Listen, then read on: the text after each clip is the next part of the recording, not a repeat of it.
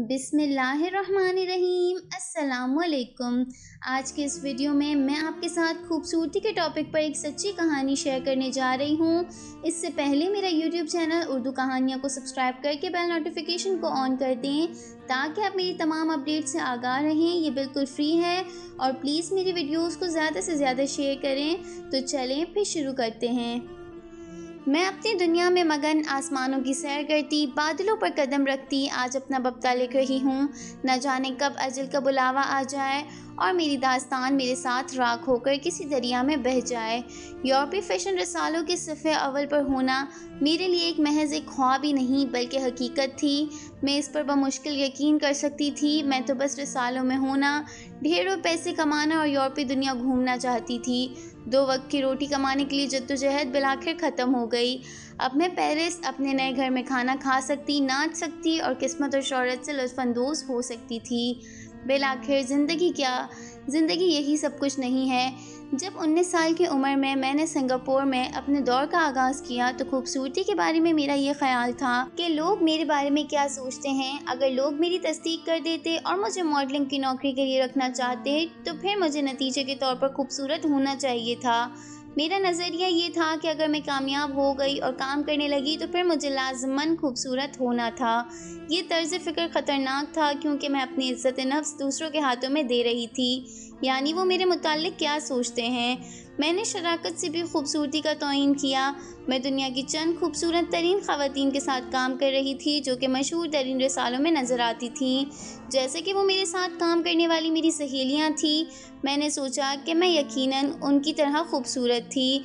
मैं जिन मर्दों को मुतासिर करती उनकी मदद से मैंने ख़ुद को यकीन दिलाने का एक और तरीका इस्तेमाल किया। चूँकि बहुत से खूबरू, ज़हीन और कामयाब मर्द मेरे ताक़ुब में थे, मैंने सोचा कि मैं खूबसूरत थी, मैं नामवर थी और मेरे बहुत से दोस्त भी थे। जब मैं मज़ीद मशहूर हो गई तो लोगों ने मुझे जान लिया और मेरे लिए हर किस्म की दावत हासिल करना और अपनी पसंद की किसी भी जगह जाना मुश्किल ना था।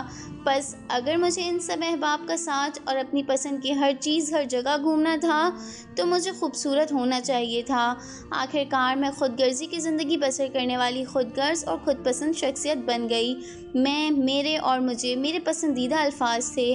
मेरी पूरी ज़िंदगी का नुक्ता नज़र जिस्मानी नमूद पर था, यानी मेरा वज़न, मेरे बाल, मेरा पहनावा और मेरी सारी दिलकशी। मैं एक दफ़ा चेक रिपब्लिक में 2 साल के लिए मॉडलिंग की मुलाजमत पर थी। हर रोज़ मुलाजिम मेरे सारे काम करने के लिए आते, हत्ता कि मेरे जूतों के तस्मे बंद करने तक। जब मुझे कपड़े तब्दील करने होते तो कोई शख्स मेरे कपड़े और कोट पकड़े खड़ा होता। एक शख्सी मुलाजमत की जगह पर 3-3 लोग रखे लगे थे।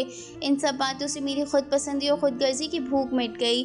मुझे काम करने का भी नशा हो गया था। मैं हफ्ते में 7 दिन तक काम करती क्योंकि मैं जानती थी कि कोई चीज़ काबिल भरोसा नहीं। मुझे किसी भी दिन मुलाजमत से फ़ारिग किया जा सकता था। मेरी दिलकशी किसी भी वक्त ख़त्म हो सकती थी, इसलिए मुझे हर काम करना पड़ता। मैं सारा दिन जर्मनी में काम करने के बाद शाम के वक्त हवाई सफ़र के ज़रिए पेरिस में काम करने चली जाया करती थी और अगली सुबह फिर वापस जर्मनी में आ जाती। मुझे ये सब कुछ खो देने का डर था, इसलिए इसे हर कीमत पर थामे रखना था। बस मैंने हर वो काम किया जिसकी मैं इस्तात रखती थी। नतीजा ये हुआ कि मैं थक कर बीमार हो गई। एक दिन शूटिंग के दौरान मुझे चक्कर आया और मैंने गिरकर अपना घुटना ज़ख्मी कर लिया। अपने दौर में मैं पहली दफ़ा बीमार होकर बिस्तर पर पड़ी थी। काम करने के काबिल ना होना मेरी ज़िंदगी का एक खौफनाक तजुर्बा था, क्योंकि अगर ये सिर्फ 2 हफ्तों के लिए भी होता तो इसका मतलब था कि मैं इन सारे फ़ैशन शोज़ को खो देती जो मैं इतनी तंदुरुस्ती के दौरान कर सकती थी। मुझे 14 शोज़ ख़त्म करने पड़े, मैं तो बर्बाद हो गई। लेकिन एक दिन जब मैं बिस्तर पर पड़ी हुई काम करने के काबिल ना थी, मैंने अपनी ज़िंदगी पर गौर किया, खूबसूरती के बारे में अपनी कदरों और ख़यालात पर सवाल उठाया और ये सोचा कि मैं अंदर से कैसा शख्स बन गई हूँ। मैंने ख़याल किया कि खूबसूरती के बारे में मेरे ख़यालात नामुनासिब थे। मसलन मैंने जान लिया कि मेरे ख़त-ओ-ख़ाल तब्दील हो जाएंगे। मेरी तस्वीरें जो मैंने मुख्तलिफ़ रसालों में से फाड़ी थीं बहुत जल्द पुरानी हो गई थीं। मैंने अपनी तस्वीरों को इन रसालों तक पहुँचाने के लिए बड़ी मेहनत की थी और मेरी एजेंसी ये चाहती थी कि उनको 6 माह के अंदर मेरे पोर्टफोलियो में से निकाल दे, क्योंकि वो सब कुछ पुरानी तर्ज का था। मैं मुसलसल नए दौर के मुताबिक चलने की कोशिश कर रही थी। मैंने ये भी दरियाफ्त किया था कि जवां उम्री में इतनी ज़्यादा दौलत हासिल करना भी एक बहुत बड़ी बात थी, लेकिन मैंने ये भी सीखा कि इसको मुंतज़म करने की जिम्मेदारी हद से ज़्यादा बढ़ रही थी। मेरे अंदर ये सवाल भी पैदा हुआ कि लोग मुझसे क्यों मुतासिर थे। अगर मैं मुख्तलिफ नज़र आती या कोई और काम कर रही होती या मेरे पास इतनी दौलत ना होती तो क्या मेरा दोस्त फिर भी मुझसे इतनी मोहब्बत करता। अभी मैं अपने दौर की इंतहा पर ही थी कि सवालात और शक व शुबात मुझे तंग करने लगे। मैंने सब चीज़ों के खोखलेपन और अपने अंदर के खला को महसूस करना शुरू कर दिया।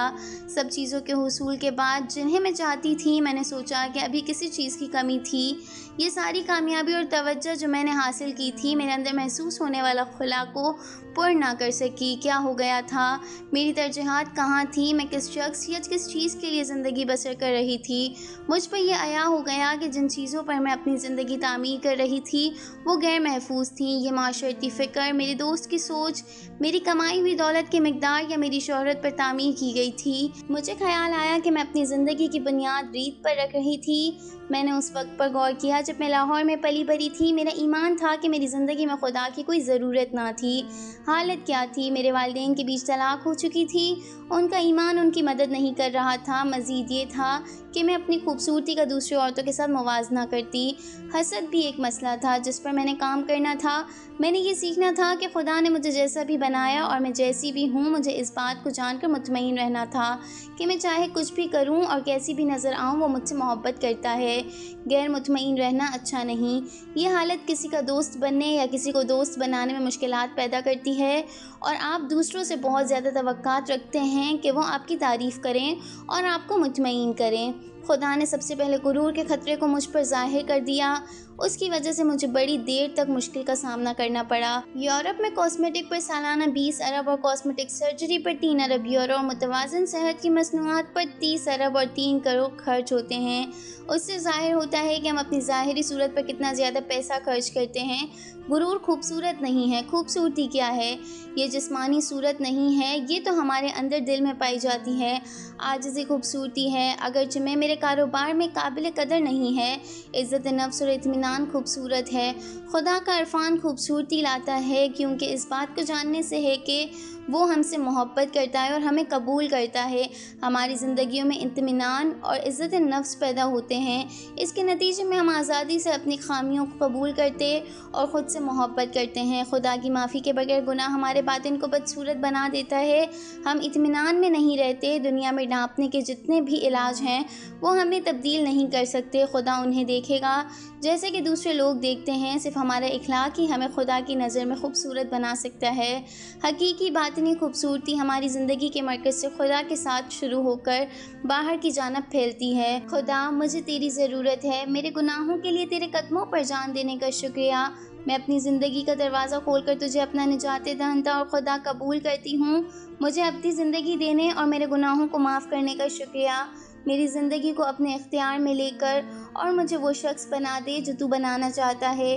अगर ये दुआ आपकी दिली ख्वाहिश की अक्कासी करती है तो आप अभी ये दुआ मांग सकते हैं और खुदा अपने वादे के मुताबिक आपकी ज़िंदगी में आ जाएगा। तो फ्रेंड्स, अगर आपको मेरी कहानी अच्छी लगी है तो मेरी कहानी को लाइक और शेयर ज़रूर करना, और अगर आप चैनल पर न्यू है तो प्लीज़ मेरे चैनल को सब्सक्राइब कर दें और साथ ही बेल आइकन को भी प्रेस कर दें। तो चलती हूँ मैं, मिलते हैं अब नई कहानी के साथ। अपना बहुत ज़्यादा ख्याल रखना दोस्तों। अल्लाह हाफ़िज़।